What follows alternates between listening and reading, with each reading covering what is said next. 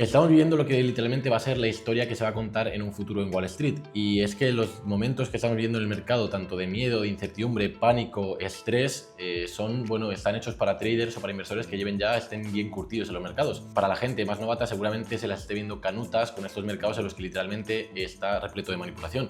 De hecho, si nos vamos a lo que es el gráfico en 5 minutos del S&P 500, acaba de haber una manipulación brutal debido a que literalmente en esta vela de aquí justamente se había anunciado supuestamente desde la Casa Blanca una pausa en los aranceles de 90 días. ¿Qué pasa? Que después ha salido la CNBC a decir que efectivamente no había ningún tipo de pausa, que no lo estaban barajando, y lo que había ganado literalmente esta vela de un 3,83% al alza la hemos visto literalmente evaporada en los siguientes 10 minutos.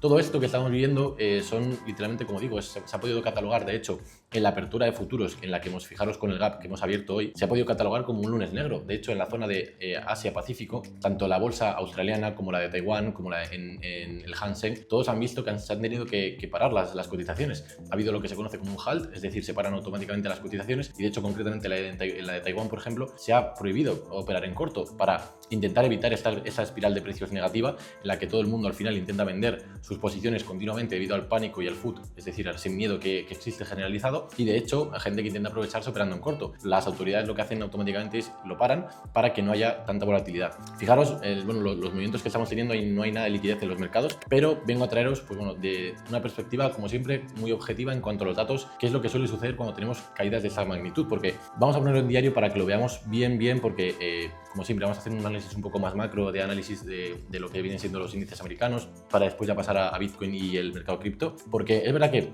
el otro día tuvimos algo que lo comenté en el vídeo del viernes, que fue el hecho de que teníamos una descorrelación bastante grande, es decir, mientras el S&P 500 el jueves nos caía un 4,90 y creo que era un 4,5%, concretamente 5,41%, pues esto es el Nasdaq, perdón, el S&P 500 nos caía un 4,84% y después el viernes un casi 6%, teníamos que Bitcoin nos aguantaba bastante bien y se empezaba a hablar, y yo fui el primero que lo llegué a mencionar, el hecho de que podríamos estar delante de una madurez muy grande de lo que sería el mercado cripto y concretamente Bitcoin, ¿vale? Pero era algo que también comenté y dije, me quiero esperar a ver el domingo cómo cierra efectivamente el mercado, porque tanto para bien como para mal, Bitcoin y las criptos cotizan 24/7 y los movimientos que salen entre semana, pues bueno, en muchas ocasiones aguanta bastante bien el tipo frente al resto de activos o al resto de índices, y sin embargo llega el domingo concretamente, que ya no es ni sábado, el domingo, y cae como cayó pues este domingo, que nos perdimos ayer justamente un 6,14%, ¿vale? Pero bueno, vamos a ir paso por paso para ver un poco, porque las caídas que estamos teniendo no tienen ningún tipo de sentido. Estamos hablando de que literalmente la corrección del S&P 500, hablando de futuros, ¿vale? Es decir, si contamos hasta dónde han llegado hoy en lo que serían los futuros,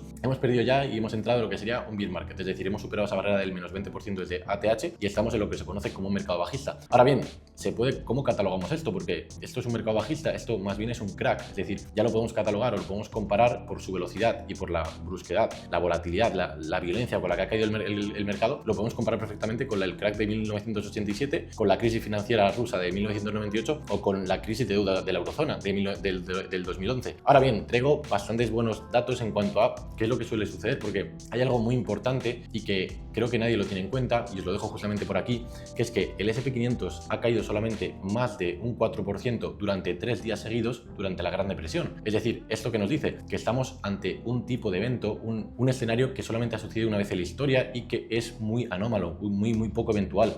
Por tanto, lo que tenemos que intentar hacer es prever un poco qué expectativas tenemos de cara al resto de días. Una caída tan grande y tan severa en los mercados no es para nada habitual. ¿Es momento de comprar? Bueno, vamos a ver ahora un poco con más datos más objetivos en qué momento nos encontramos. Aquí podemos ver justamente que tenemos cuáles son los retornos o cuáles han sido los retornos en caso de que el índice americano, el S&P 500, haya caído más de un 10% durante 2 días consecutivos, ¿vale? Como es el caso. Tenemos que aquí justamente, por ejemplo, en 1987 cayó un 24%, a un mes vista hubo una revalorización del 8,1, a 3 meses de un 10, casi un 11, a 6 meses de un 15 y a 12 meses de un 22, ¿vale? Si nos fijamos en la tabla entera como tal, literalmente solamente hay una vez, históricamente, que a 3 meses vista durante la crisis de 2008, ¿vale? Cuando el índice perdió un 10% concretamente durante 2 días, a 3 meses vista el índice, no se revalorizó, sino que perdió y acabó cerrando un 3,9 abajo. Sin embargo, ese año acabó, si os fijamos, a 12 meses vista, acabó subiendo un 18,2. Fijaros las revalorizaciones que hemos tenido Unidos. Es decir, estamos, la sobrevaloración que había en los índices, que era enorme, que es otro tema que mencionaremos ahora, es una oportunidad de compra habitualmente. Es decir, cuando hay tanto miedo en los mercados, cuando todo el mundo está, pues bueno,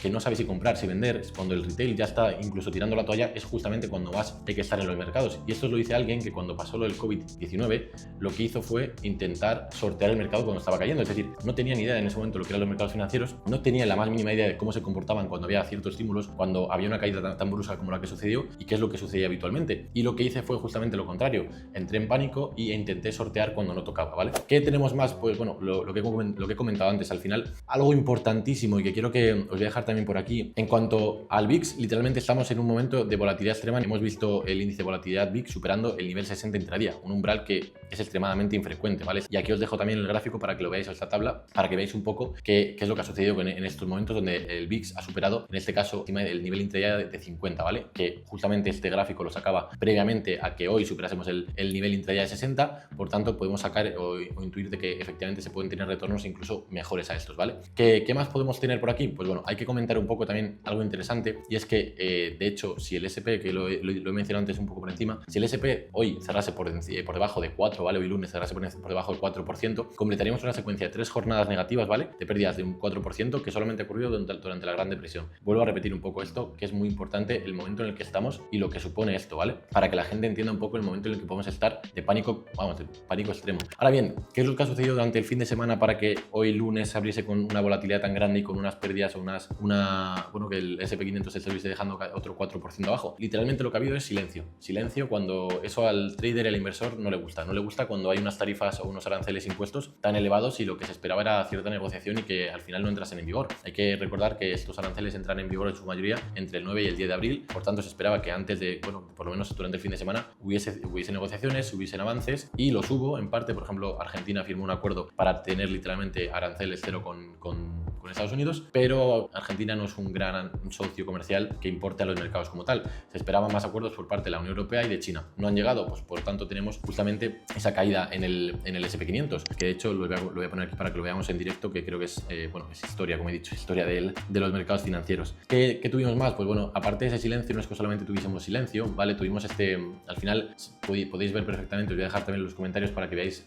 bueno, tanto lo que es la entrevista completa que se hizo a Bessent, ¿vale? A este secretario del Tesoro, donde literalmente comenta el plan que tanto tiempo hemos ido mencionando previamente, en el que se habla literalmente de que su plan es refinanciar la deuda a tipos más bajos, ¿vale? Y de hecho tenemos justamente que el bono a 10 años, lo podemos ver aquí, el bono a 10 años cayó, ¿vale? Cayó hasta el 3,8%. Ahora ha vuelto a repuntar, lo cual es bastante preocupante, pero bueno, al final lo explicamos ya en el anterior informe, y estamos en medio de un conflicto explícito literalmente entre la administración Trump y la Reserva Federal, ¿vale? El objetivo del gobierno es muy claro, y al final es provocar una suficiente tensión en los mercados como para acabar obligando a la Fed, a la Reserva Federal, a bajar tipos de interés, ¿vale? Los problemas que estamos teniendo, bueno, pues que al final, por ejemplo, el dato de empleo de marzo no salió positivo y, pues, es decir, muy sólido, y al final lo que acaba desencadenando esto es que la Fed se vea atada de pies y manos en cuanto a la decisión que puede tomar. Hay que recordar que la Fed tiene dos máximas, que al final es el empleo y la inflación, y que mientras la inflación es controlada y el empleo también esté sólido, se muestre resiliente, no tiene por qué tomar ninguna decisión. Y es lo que justamente dijo el miércoles Jerome Powell, que al final, pues bueno, es lo que se vio influenciado para que el mercado también cayese con tanta fuerza. Trump, sin embargo, lo que acabó comentando fue justamente, os voy a dejar esto por aquí para que lo veamos mientras vemos el SP500, para que lo veamos un poco más en conjunto, y es que literalmente dijo que era un momento perfecto antes de esa reunión de la Fed o esa comparecencia de Powell. Dijo que era un momento perfecto para que Jerome Powell recortara tipos de interés, que la Fed o Jerome Powell siempre está tarde, pero que esta vez podría cambiar su imagen y rápidamente cambiar o bajar los tipos de interés. Además decía que la energía y los precios estaban bajos, que los intereses estaban cayendo, que la inflación estaba baja, y que incluso los huevos, esto parece más una broma que otra cosa, que estaban cayendo un 69%, y que los jobs, los trabajos estaban subiendo, ¿vale? Al final es lo que está buscando, es un pulso literalmente explícito, como he dicho, entre la administración Trump y la política o la institución de política monetaria, la Fed, y habrá que ver qué es lo que acaban haciendo. Acabó publicando después de esto, Donald Trump acabó diciendo que después del desplome de un menos 6%, tuvo las narices de todavía decir, solo los débiles serán derrotados, ¿vale? Y he ido haciendo diferentes comentarios durante el día de hoy, que os voy a dejar también por aquí para que los veáis, sobre, pues bueno, la situación que ve. O sea, veníamos de que literalmente Trump dijese en los mítines, ¿estáis cansados de tanto ganar? ¿Are you tired of too much winning? Literalmente dijo eso. We're going to win so much, you may even get tired of winning. And you'll say, please, please, it's too much winning. We can't take it anymore. Mr. President, it's too much. And I'll say, no, it isn't. We have to keep winning. We have to win more. We're going to win more. Y ahora parece que justamente debemos estar, igual estamos un poco cansados de tanto perder. Pero bueno, ¿qué tenemos también? Pues bueno, la dinámica en cuanto hay algo importante, y es que lo que dijo Bessent del otro día era de que, bueno, se habían ahorrado 100 billones en deuda o en repago de intereses. Pero la realidad, y como os dejo aquí justamente también, podéis ver que literalmente lo que ha pasado desde que ha caído el mercado, desde máximos históricos hasta esta zona de recesión, es que se han eliminado del mercado 13 trillones de dólares americanos. Estamos hablando de que literalmente ha habido una pérdida muchísimo más mayor de lo que es la riqueza de los estadounidenses, o de lo que es la riqueza global o de los índices americanos, en comparación con lo que se ha podido ahorrar en este caso el gobierno de repago o de refinanciación de la deuda, ¿vale? Algo muy importante y que creo que es determinante para saber el momento en el que estamos es justamente este gráfico de aquí, ¿vale? Y ahora pasaremos al análisis un poco más de Bitcoin. Este gráfico nos dice claramente que durante el jueves hubo una compra enorme por parte del retail. Esto fue negativo en parte, ¿por qué? Porque en el momento que vemos que mucha gente tiene la sensación de que efectivamente es un buen momento para comprar, esto no suele coincidir con las capitulaciones de mercado. Por tanto, yo estaba algo pendiente con la mosca atrás de la oreja para decir,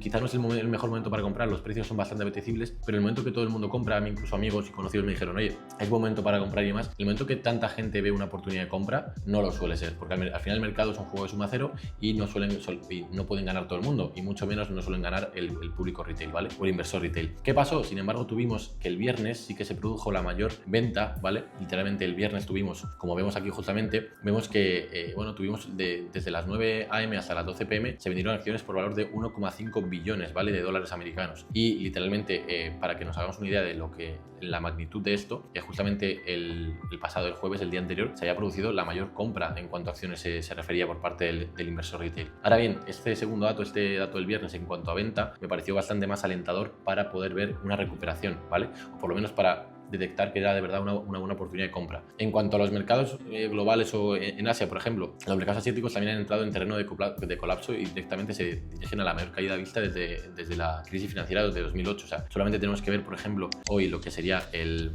Hang-Seng, que lo tenemos justamente aquí. Fijaros, por ejemplo, cómo está la caída que ha tenido hoy, que ha sido de un 12%, más de un 12%, si no estoy equivocado. Estamos hablando de que efectivamente ha caído hoy creo que ha sido un 12,3%, o sea, perdón, un 13,2%, una auténtica barbaridad, y de hecho ya está otra vez en terreno recesivo desde máximos, ¿vale? O por lo menos en terreno correctivo. Vamos a comprobarlo para verlo aquí. Pues no, efectivamente está en terreno recesivo, es decir, en bear market, después de haber tenido muy buen comportamiento a principio de año. Fijaros cómo hizo suelo en los 14.000, hizo suelo un poco antes, aquí, en los 14.000 más o menos, y había ganado bastante terreno. Este año, pues bueno, se ha visto todo borrado, eliminado otra vez por esta guerra comercial entre los diferentes socios comerciales de Estados Unidos, y sobre todo esa guerra comercial que al final uno de los principales es contra China. Entonces, bueno, ¿qué es lo que tuvimos y que es tan determinante? ¿Qué es lo que digo que en un primer momento parecía bastante positivo para lo que sería el mercado cripto, que fue esta primera buena reacción del mercado que vimos aquí justamente, en la que literalmente vimos que incluso el miércoles,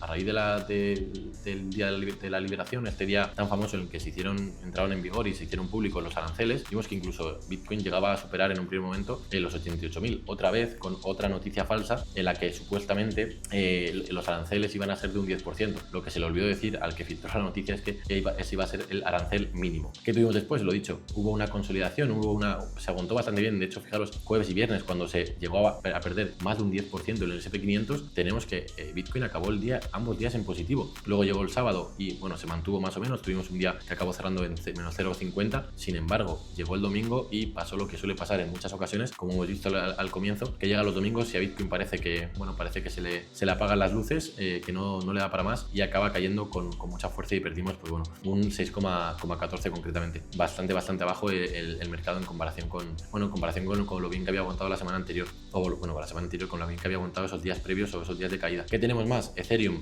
Hoy justamente lo preguntaba por la comunidad, porque claro, a raíz de hacer los análisis, como el que ahora mismo lo que os he compartido ha sido solamente una parte muy pequeña del análisis macro. Luego hay más análisis más concretos, más del mercado cripto y demás, y le preguntaba hoy, ¿de verdad queremos ya seguir analizando Ethereum? Porque la realidad es que el momento de mercado que es bastante desfavorable, con muy poco momentum. Hay que ver, lógicamente es un activo que hay que tener siempre en el radar, porque puede dar un cambio de 180 grados y pues ya lo hemos comentado alguna que otra vez. Si de verdad la Ethereum Foundation pues, cambia un poco de rumbo, cambia un poco también sobre todo lo que es el equipo, o por ejemplo Vitalik, que al final cuando se invierte en este tipo de altcoins, que al final no son más que pequeñas startups o más grandes en el caso de Ethereum, se está invirtiendo sobre todo en lo que sería el equipo, en el equipo o en lo que sería el CEO y demás, o el fundador. Y al final cuando tienes una persona que es muy docta, muy inteligente, pero no te está dando, no tiene esa visión empresarial, pues bueno, lo que pasa es lo que está sucediendo justamente ahora, que Ethereum no está sabiendo trasladar lo que es la tecnología, la buena tecnología que tiene al valor del token, no está sabiendo trasladar eso a los inversores, por tanto al final pues lo que tenemos es que el precio no para de caer y desde que lo comenté que